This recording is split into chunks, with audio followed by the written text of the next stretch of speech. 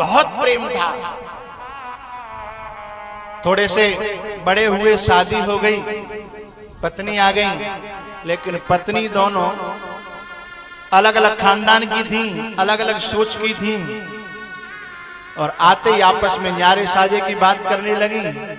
भैया को तो ये कहने में भी तो उसका कलेजा फटता है, तो भैया से ये कहने में कि भैया न्यारे साजे होना, लेकिन कि बात ही वही से है कि अपने भैया से कहो, खुद नहीं बोलती हैं, तुम कहो न्यारे साजे की बात, लेकिन भैया का तो कलेजा फटता है साहब, वो कैसे कहे न्यारे साजे की बात।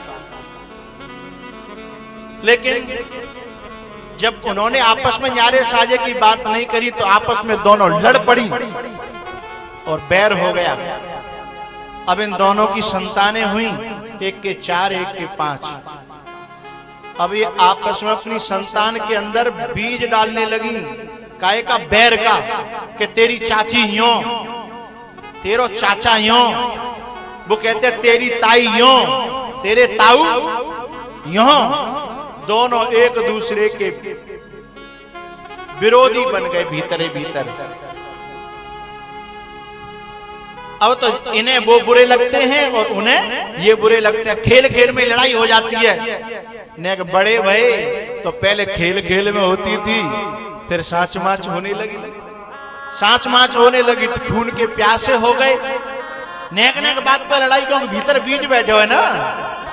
और पता कैसे कहती हैं कि बेटा मैं तेरे ताऊ ने हम सदा सताए हैं, और दूसरी कहेगी तेरी चाची ने और तेरी ताई ने, तेरे चाचा ने हम सदा हम सताए हैं। तो उनके अंदर ऐसा बीज भर गया, आपस में क्या लड़ाई रहने लगी, लठ मार भई, गोली मार भई, लेकिन भगवान की कृपा से कोई मरा नहीं, बच गए।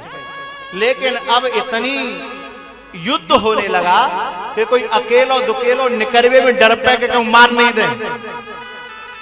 इतने में क्या हुआ, ये दोनों भैया जो थे ना, वे तो होपलेस हो गए, उनकी तो चलती नहीं। अब ये बूढ़े हो गए और औलाद हो गई जवान। जब औलाद जवान हो गई ना, अब ये बड़े बूढ़े अकेले में मिलकर के रोते हैं कि भैया हम तुम तो बूढ़े हो गए, लेकिन अब हमारी तुम्हारी तो चल नहीं जा, होगो काज आप